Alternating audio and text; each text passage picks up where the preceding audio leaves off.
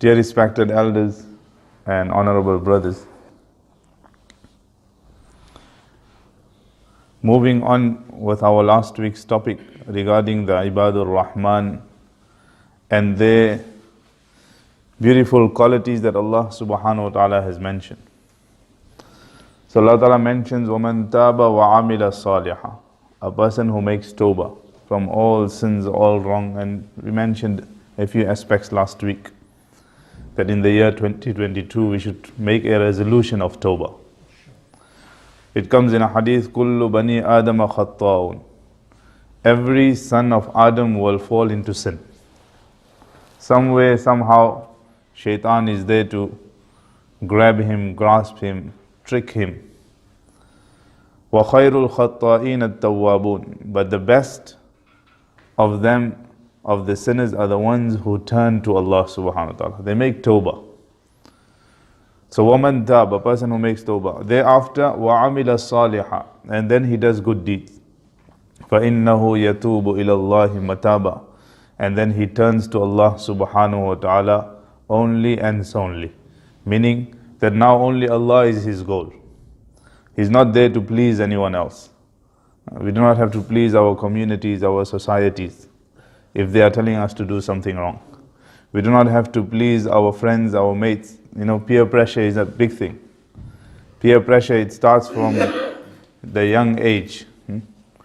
Primary school, then secondary school, then college, then university. Then a person grows up as an adult. He's now 25, 30 years old. He still has peer pressure. Why? What will my friends say? What will my family members say? That, oh, he has become too pious. He's become too good. He's not from amongst us now. He no more hangs around with us. And that peer pressure then, just to please our friends and our family members, many a times a person ends up doing things that will displease Allah and Rasulullah sallallahu alaihi wasallam. Yesterday there was a talk in Masjid Uthman. So the brother was mentioning he went to Turkey and they were out in Khuruj fi Sabilillah. So they met a youngster 17 years old. They spoke to him, come to the masjid, brother, we have come from UK, etc. So he started coming regularly, Fajr, Zohar, Asr, Maghrib. So he said for 2-3 days he was very regular. All of a sudden he went missing. We couldn't find him anyway. Not to the masjid, we asked few people, they said we don't know where he is. He says after 1 week or so we met him in the tram. We bumped into each other. We asked the youngster, where are you? We haven't seen you around. He says, no, my father told me you're only 17, you're too young for the masjid. You're only 17, you're too young for the masjid. When you're older, you have a white beard, etc., then you can sit in the masjid, no problem. We have made this our culture. Allah Ta'ala says, فَإِنَّهُ يَتُوبُ إِلَى اللَّهِ مَتَابًا, that turn only to Allah. When you become only Allah's, then you won't have time for anything else. Then to please, when you will be pleasing others also, you will see, does Allah be pleased with this or not? And that brings us to the next point, which the Quran says, وَالَّذِينَ لَا يَشْهَدُونَ الزُّورِ, Ibadur Rahman, the servants of Rahman, they do not bear testimony upon lies. لَا يَشْهَدُونَ الزُّورِ, they do not lie. One is lying, yourself, and one is bearing testimony upon another person's lie. So that nullifies everything against Islam. Whether it's Christianity, whether it's Judaism, whether it's, some people have this belief everything is okay, everything is right. No, everything is not right. Why should we become a testament upon others' lies? Why should we testify?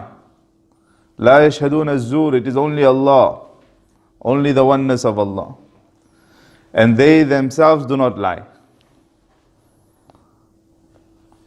That is why when Rasulullah sallallahu alaihi wasallam was asked that, O Prophet of Allah, can a believer commit adultery, zina? The Prophet sallallahu alaihi wasallam said, yes. Sometimes he can fall into this trap. It doesn't mean it's permissible, meaning he can fall into this sin.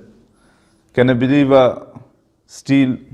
The Prophet ﷺ said, yes, he can fall into this sin. He needs to make tawbah.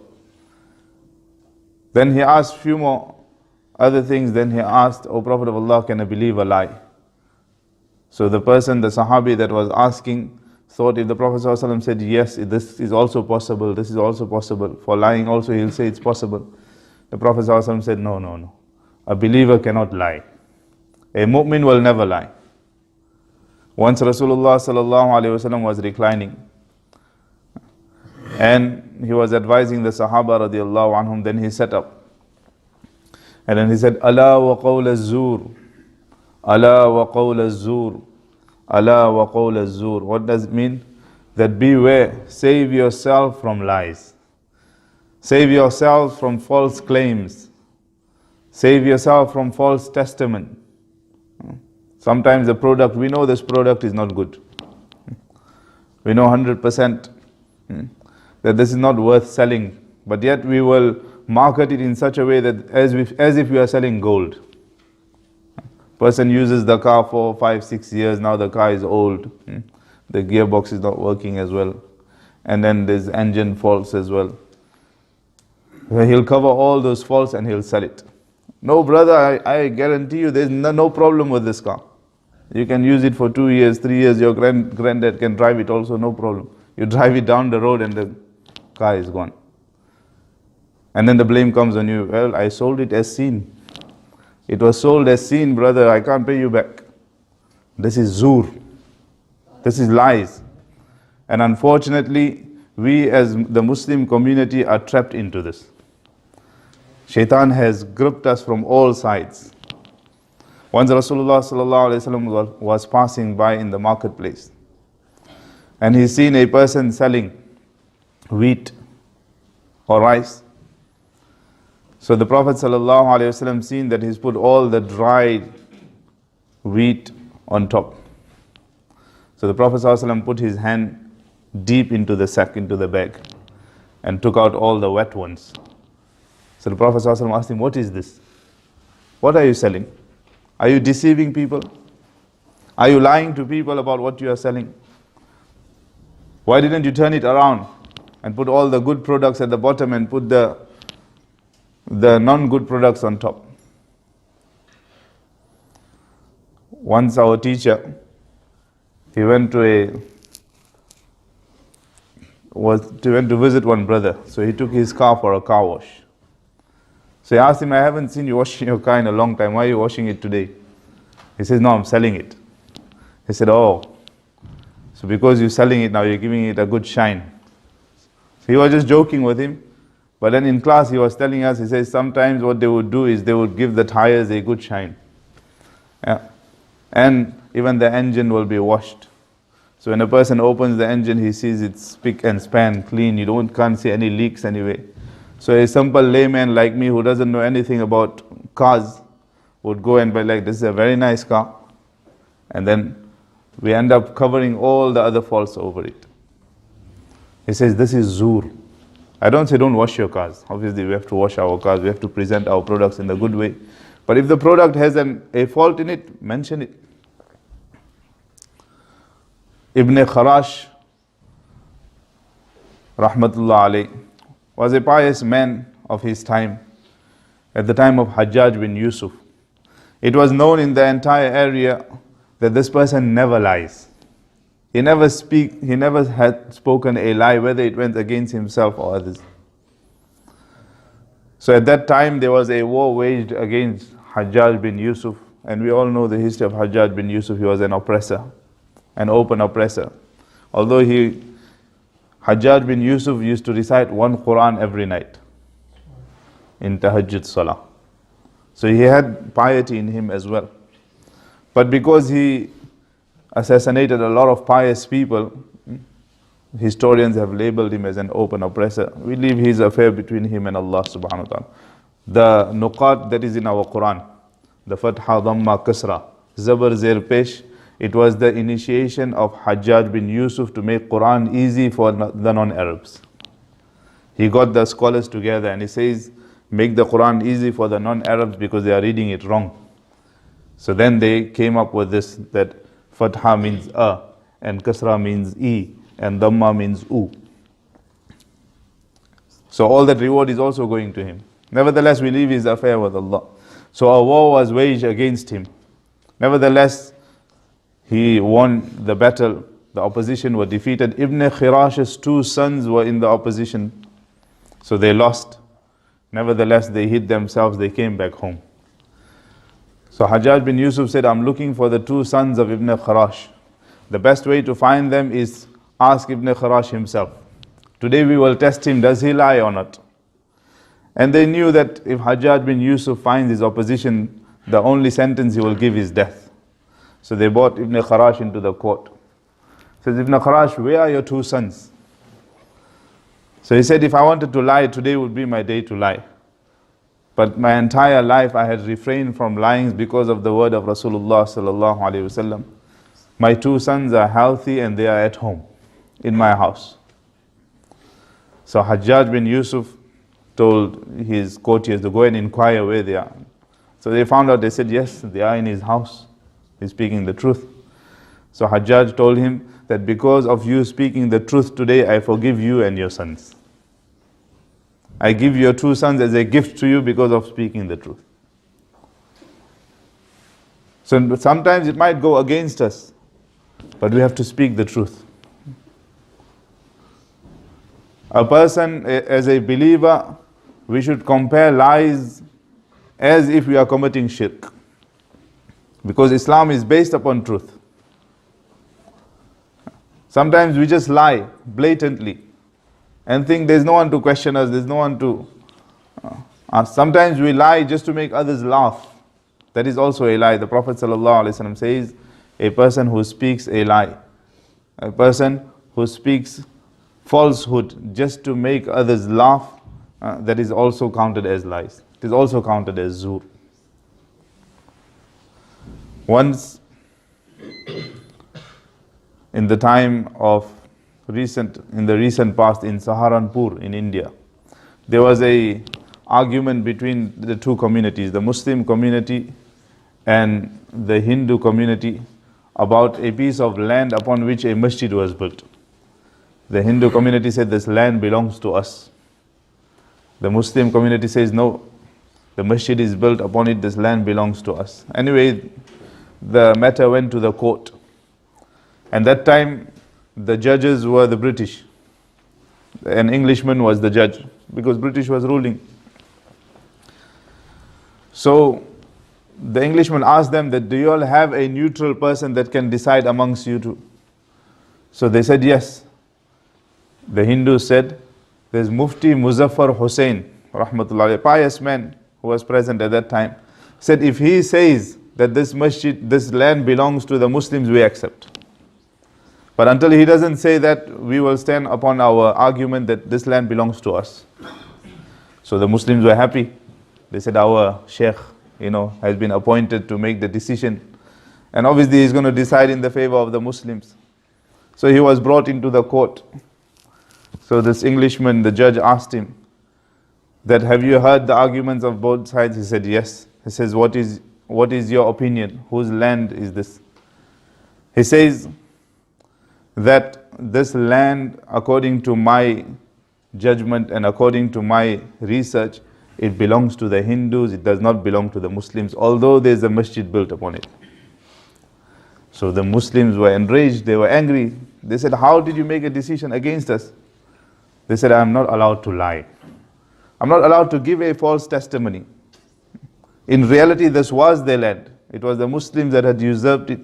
So the Englishman, the judge, said that today Muslims have lost the argument and Islam has won.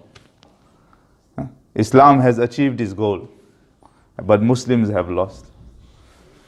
So we as Muslims, no matter if it goes against us, stick on the straight path. That is why we say, Ihdina as-sirat al-mustaqim. And sometimes we see children lying to parents, parents lying to children, spouses lying to each other. What does it lead to? Nothing besides chaos.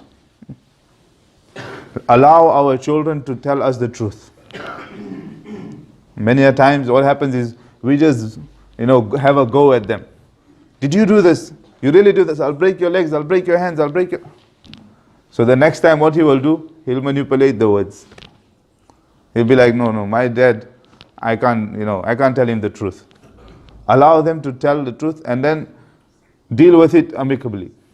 So the next time They are not scared to tell us the truth. Otherwise they'll go and tell someone else. And with us, they'll keep telling us lies. And we keep thinking our children are angels, mashallah. My child, he can never do this. My son, not possible.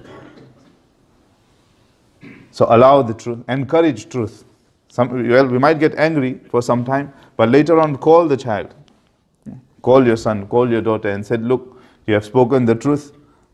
For that, I would like to reward you. Next time, don't hide anything from me.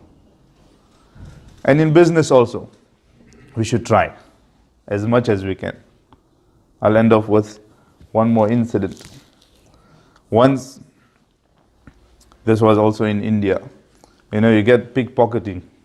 It happens a lot. Those who travel, they would know. Before you know, your wallet is gone missing. Your purse is gone missing. And they're very smart in this. So there was one pickpocketer, he was part of a gang. Their job was to steal all day and then give the amount to the head of the gang. So one day one of his colleagues only brought 2 rupees. So he said, you brought so less. Minimum you should have bring 5 to 10 rupees.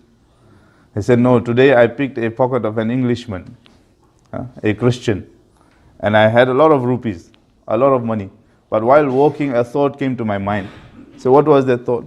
He said, the thought was that if on the day of Qiyamah, Isa alayhi salam was to tell Rasulullah sallallahu alayhi wasallam that one of your followers, he came and he took the money of my follower, then what answer would the Prophet sallallahu alayhi wasallam have? So because of that, I went and I returned all his money to him. Look what a simple thinking he had. So this elder of the gang, he gave him a reward. He said, forget your 2, I'll give you 10. He says, you have done a great thing today. And you have taught us a lesson that what answer will we give to the Prophet ﷺ and Allah Ta'ala on the day of Qiyam. Just that became a means of his tawbah.